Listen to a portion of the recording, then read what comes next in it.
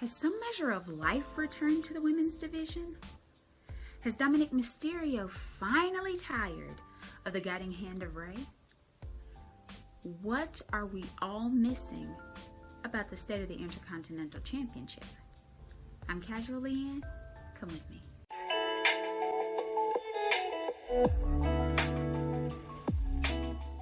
Our hosts for the evening are Scott Stanford and Matt Camp. They start with some headlines. Stanford asks Camp what the biggest takeaway from Knoxville, Tennessee is, and foremost on Camp's mind, WWE Champion Big E standoff with Universal Champion Roman Reigns. Then there's the Rollins-Edge feud, with Seth Rollins experiencing just a morsel of regret over knocking Edge into next Wednesday and onto a stretcher, but ultimately stating that it isn't his fault, and that at some point, this game of psychological and kinesthetic chess will continue. They move to a Home Sweet Home graphic, in which Bianca Belair makes her triumphant return to Knoxville, receiving a key from the Big Red Monster Kane, mayor of Knox County, before receiving more embarrassment from Becky Lynch, who left her lying in front of her family and the Tennessee throng assembled to see her. Ugly. Just ugly. Juggly. They take up the Dominic, Sami Zayn, Rey Mysterio dynamic. Dominic lost for a third straight week in a row, this time with Rey just saturated in frustration. Matt Camp continues to suggest that they need to separate, with Rey's guidance not really showing Dominic the path to victory. This is something that Camp has been adamant about for a few weeks now. And they pass it to Kayla, who's currently with Dominic. She calls attention to his difficulties with Sami Zayn and asks what he needs to do to defeat him. Does he need to listen to his father more? Dominic says Rey caught him off guard by saying he needed to go off on his own a few weeks ago. But since then, Rey hasn't let Dominic do it. He says he's ready, and Rey just needs to let him prove it.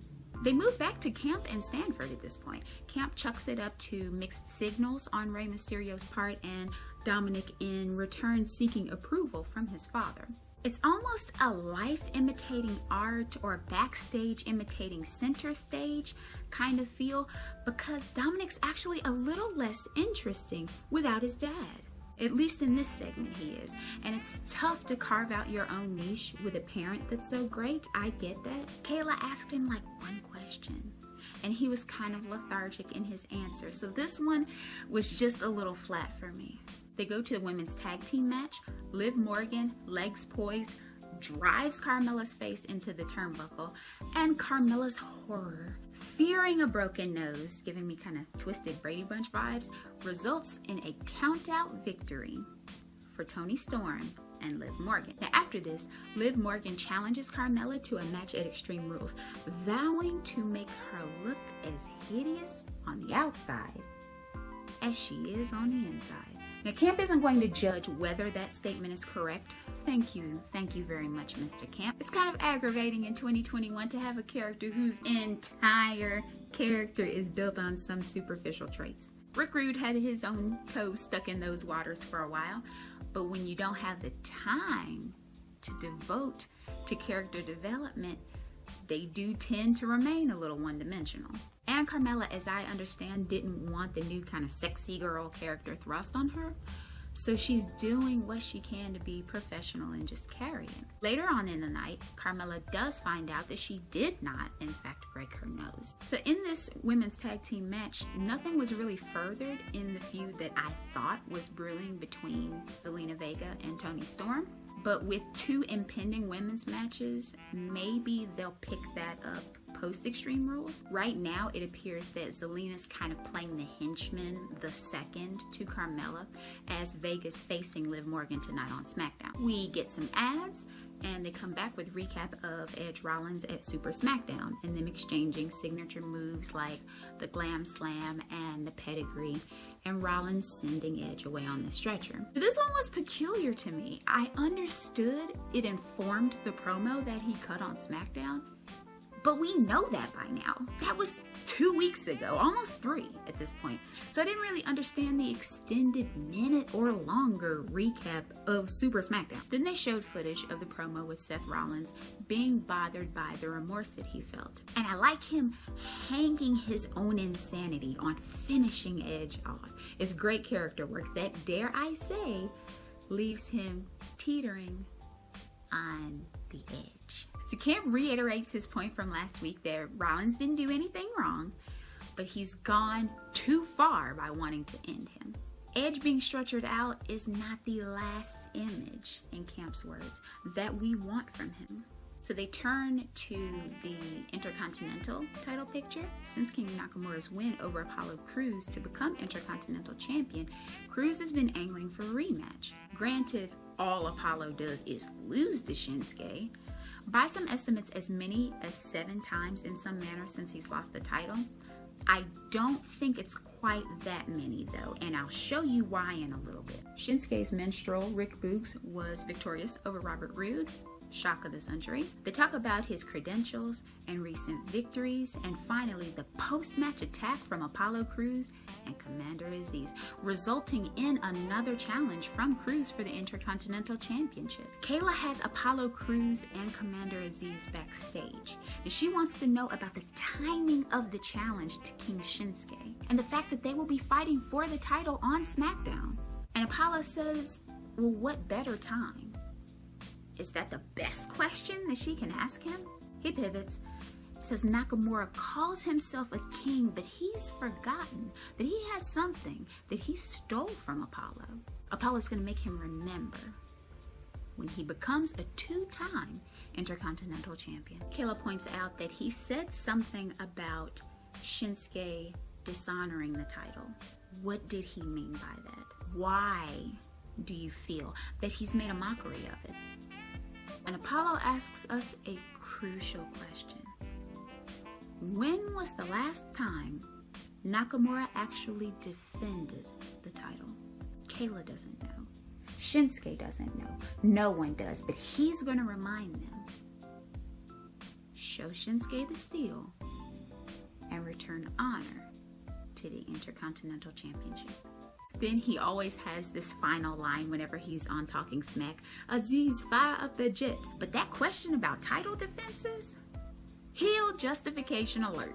Because as crazy as Apollo is in this character, he is 100% right. There is some serious truth in this. As much as I love to see Nakamura and Boogs be total rock stars, here are the facts. Nakamura won the title on August 13th. For the next 2 weeks, August 20th and 27th, he was in tag matches with Rick Boogs. SummerSlam, he didn't fight at all. They just partied. September 3rd, Rick Boogs defeated Dolph Ziggler. September 10th on Super SmackDown, they were on the winning side of the 10-man tag team match. This past week, Rick Boogs defended Robert Roode. So Apollo was almost being too kind in his comments. Because not only has Shinsuke not put the title on the line since he won it, he hasn't even had a singles match since he won it, at least on television. Literally, his guitarist has had more singles action than he has. This is the perfect storm for tonight's contest, and I just hope that the match is given the time and attention worthy of its 2 participants. I only regret that this wasn't a more foregrounded plot element, or there wasn't a plot at all. Apollo is supposedly the heel, but Nakamura's actions make him look like the one who isn't a fighting champion. This is a massive detail to build upon. You can paint Nakamura as a non-serious partier at best, and at worst, a scared man who is hiding behind his jester. We get some ads.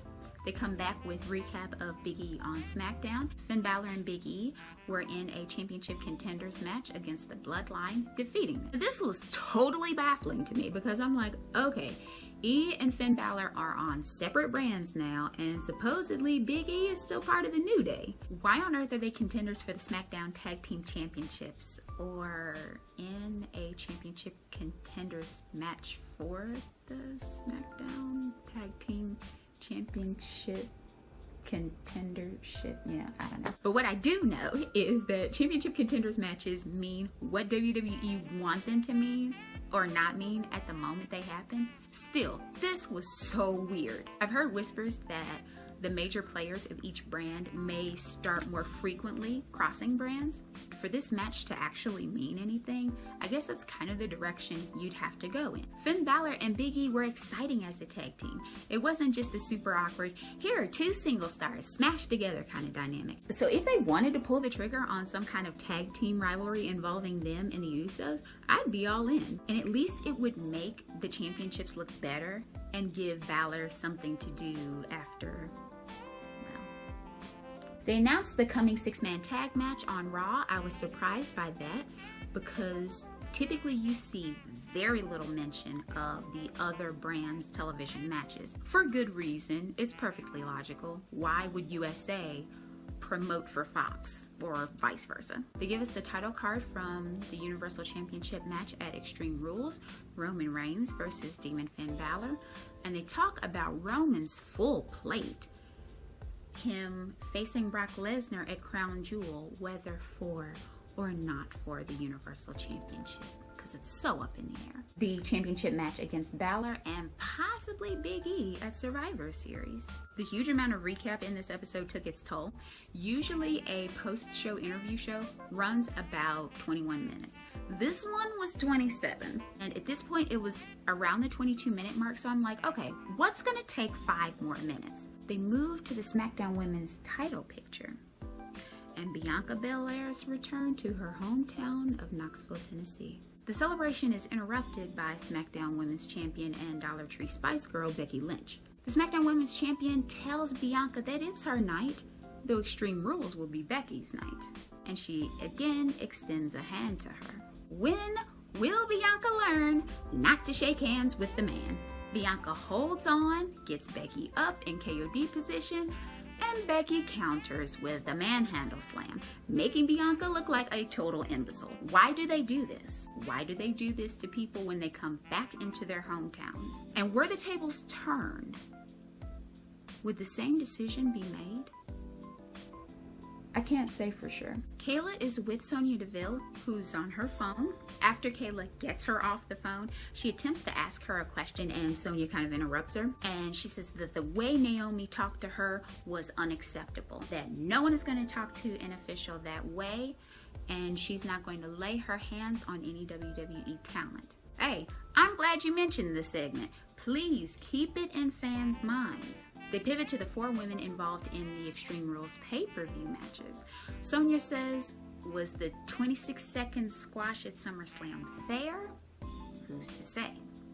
But we'll find out who the real champion is. And she continues that Carmella and Liv Morgan will be a star-making match. I've said time and time again, interviews with WWE officials, authority figures, anything that's not actual talent, or a mouthpiece like MVP or Paul Heyman, is basically a throwaway segment. This felt exactly like that. We didn't really get much. We definitely didn't get any character development. Is my reaction to it. Finally, Stanford and Camp give some final thoughts about Becky Belair. Stanford asks Camp, does the man have Bianca's number? And Camp says that she does, but that Bianca Belair is getting mad, which can bring her out on top. My must-watch interview is, without a doubt, Apollo Crews and Commander Aziz. That legit gripe was the highlight of the episode for me. And I always crack up when he tells Aziz to fire up the jet, even though it had a little darker tone to it this time. The rating is 3.5 out of 5. The Sonya Deville being too busy for the interview thing didn't really work for me. And again, that was a slot that could have been taken by someone actively wrestling. They never really explored 2 sides of one feud on one episode of Talking Smack or Raw Talk. You could have had both Apollo Crews and Shinsuke Nakamura in separate segments. But it does seem at least that the SmackDown Women's Championship has been injected with a little life. I think that's what Sonya Deville was kind of hitting at. And I am excited about that. Dominic was kind of plain, and Cruz pulled it up to just a little bit over average. So it's that time, folks. What did you all think? What did you make of how they treated Bianca's homecoming? How does Dominic come out of the Sami Zayn feud? Does Apollo Crews even have a chance of recovering the Intercontinental Championship tonight? What is going on with Naomi and Sonya Deville? Let me know down in the comments. Be sure to like, share, comment, and subscribe, and tap that bell icon to make sure you get notifications for when new videos come out. Thank you all so much for watching, and I'll see you soon.